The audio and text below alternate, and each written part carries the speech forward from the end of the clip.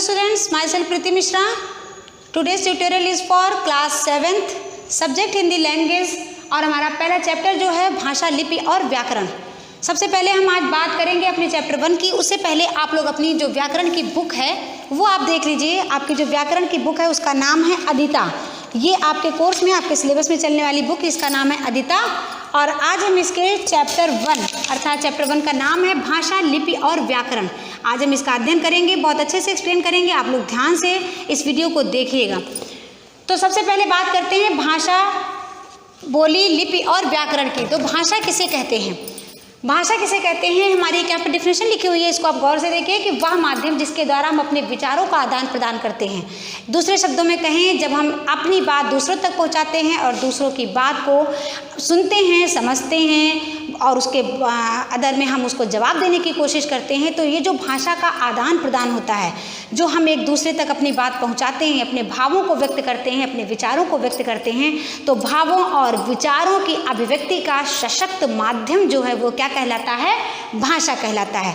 अर्थात बिना भाषा के हम अपनी बात एक दूसरे तक नहीं पहुंचा सकते। भाषा के भेद, भाषा का नेक्स्ट स्टेप आता है, वो हमारे भेद आते हैं। आप सभी अपनी पिछली कक्षाओं में पढ़ चुके होंगे कि भाषा के कितने भेद होते हैं। पहला मौखिक भाषा, दूसरा लिखित भाषा और तीसरा सांकेतिक भाषा। मौखिक भाषा में हम क्या करते हैं, जो मुख द्वारा बोली जाने वाली भाषा होती है उसे हम मौखिक भाषा कहते हैं। इसके उदाहरण हैं कि रेडियो पर समाचार सुनना या रेडियो पर कोई संगीत सुनना, दूरदर्शन पर समाचार सुनना या कहानी सुनना। अपनी दादी से, अपनी नानी से जो हम कहानियाँ सुनते हैं वो भी मौखिक भाषा के उत्कृष्ट उदाहरण हैं। नेक्स्ट आता है हमारा लिखित भाषा। लिखित भाषा किसे कहते हैं? जब हम अपनी बात को लिखित रूप में लिखते हैं, अर्थात जब लिखकर हम अपने भावों को, मन के विचारों को व्यक्त करते हैं, तो वो हमारा लिखित भाषा के अंतर्गत आता है। जैसे पत्र लिखना, कहानियाँ लिखना, अखबार लिखना और भी बहुत सारे उदाहरण होंगे जो आपको अपने आसपास के वातावरण में देखने को मिलते ही रहते होंगे। नेक्स्ट हमारा आता है सांकेतिक भाषा। सांकेतिक भाषा जो संकेतों के माध्यम से व्यक्त की जाती है, अर्थात जब हम संकेत के माध्यम से अपनी बात एक से दूसरे तक पहुंचाते हैं तो उसे हम सांकेतिक भाषा कहते हैं। इसका सबसे अच्छा उदाहरण मैं आपको देना चाहूँगी कि जब हम शहर के बीचों बीच में वहाँ पर ट्रैफिक हवलदार को देखते हैं, हमारे ट्रैफिक सर खड़े होते हैं वहाँ पर, तो वो हाथों के इशारों से गाड़ियों को रोकने का काम करते हैं। कोई एक गाड़ी आती है, सिग्नल जब आता है तभी वो उसको रोकने का काम करते हैं। संकेतों के माध्यम से हमको बताते हैं कि अब आपको जाना है और आपको रुकना है। तो वो जो भाषा होती है वो सांकेतिक भाषा के अंतर्गत आती है, अर्थात संकेतों के माध्यम से व्यक्त की जाने वाली भाषा को हम सांकेतिक भाषा कहते हैं। नेक्स्ट हमारा स्टेप आता है बोली। बोली किसे कहते हैं? बोली जो है, हमारे देश में बहुत सी प्रकार की बोलियां बोली जाती हैं और इस बोली में भाषा का वह विकसित रूप जो हमारे क्षेत्र विशेष में बोली जाती हैं, अर्थात हर क्षेत्र की अपनी एक विशेष बोली होती है और उसका कोई नाम नहीं होता है कि ये खड़ी बोली है, ये पड़ी बोली है, ऐसा कुछ नहीं। क्षेत्र विशेष की अपनी बोली होती है। जैसे हमारे लखीमपुर की अपनी एक बोली है, सीतापुर की अपनी एक अलग बोली है, हरदोई की अपनी एक अलग बोली है। तो ऐसे ज्यों ज्यों हम क्षेत्र में आगे बढ़ते जाते हैं हमारी बोलियों का विकास होता जाता है। तो भाषा के विकसित रूप को, जो क्षेत्रीय रूप में विकसित होती है, उसे हम बोली कहते हैं। नेक्स्ट हमारा स्टेप आता है लिपि। लिपि किसे कहते हैं? किसी भाषा की ध्वनियों के लिखित रूप को हम लिपि कहते हैं, अर्थात जो ध्वनियाँ होती हैं, जो हमारे स्वर और व्यंजनों से उत्पन्न जो ध्वनियाँ होती हैं, उनका जो लिखित रूप होता है उसको हम ध्वनि कहते हैं। किसी भाषा की उच्चारित ध्वनियों को लिखने की विधि और तरीके के ढंग को हम लिपि कहते हैं। लिपियाँ हमारे देश में बहुत से, जितनी भाषाएँ हैं, 22 भाषाएँ हैं करीब, और 22 भाषाओं की अपनी अलग अलग लिपि हैं। जैसे हिंदी की देवनागरी, संस्कृत की भी देवनागरी है और इंग्लिश की, अंग्रेजी की रोमन है, उर्दू की फारसी है और पंजाबी की गुरमुखी।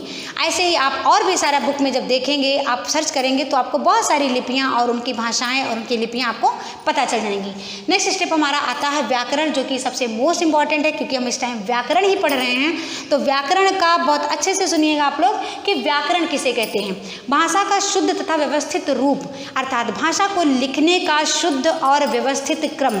जब हम भाषा को एक शुद्ध और व्यवस्थित क्रम में लिखते हैं तो वो हमारा व्याकरण कहलाता है। अब शुद्ध और व्यवस्थित क्रम में लिखने का मतलब आप पूछेंगे कैसे लिखते हैं उसको। जैसे मैं एक सेंटेंस अगर आपको लिख के बताऊं,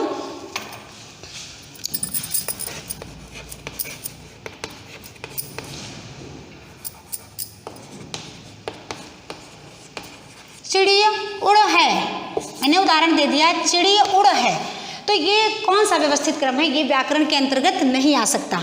अब अगर हम इसको व्यवस्थित क्रम में लिखना चाहें तो लिखेंगे चिड़िया उड़ती है पूर्ण विराम, जहाँ पर भी बिंदी की हमको आवश्यकता होती है वहाँ बिंदी लगाते हैं, जहाँ प्रश्नवाचक चिन्ह की आवश्यकता होती है वहाँ प्रश्नवाचक चिन्ह लगाते हैं, जहाँ पे कारक चिन्हों की आवश्यकता होती है वहाँ पर हम कारक चिन्हों का प्रयोग करते हैं। तो भाषा के इसी व्यवस्थित और सुव्यवस्थित और शुद्ध रूप को ही हम व्याकरण कहते हैं। व्याकरण के अंग होते हैं, 3 अंग होते हैं। इसमें पहला हमारा आता है वर्ण विचार, दूसरा हमारा आता है शब्द विचार और तीसरा हमारा आता है वाक्य विचार। हमारा चैप्टर बच्चों यही तक है, यहाँ पे ख़त्म हो जाता है हमारा चैप्टर। ये हमारे नेक्स्ट चैप्टर होंगे। सेकंड चैप्टर हमारा वर्ण विचार होगा, थर्ड चैप्टर हमारा शब्द विचार होगा और फोर्थ चैप्टर हमारा वाक्य विचार होगा। तो हम इसका एक्सप्लेन जो है वो चैप्टर वाइज करेंगे ताकि आपको डीपली इसके बारे में गहराई से पता चले कि वर्ण विचार क्या होता है, शब्द विचार क्या होता है और वाक्य विचार क्या होता है। Thank you. मुझे पता है कि आपको सब कुछ समझ में आ गया होगा, लेकिन इसके बावजूद भी अगर आपकी कोई क्वेरी, कोई प्रॉब्लम रहती है तो हमारे ऑनलाइन सेशन में आप ऑनलाइन रहिएगा और जो भी प्रॉब्लम है उसको पूछिएगा। Thank you. Have a nice day.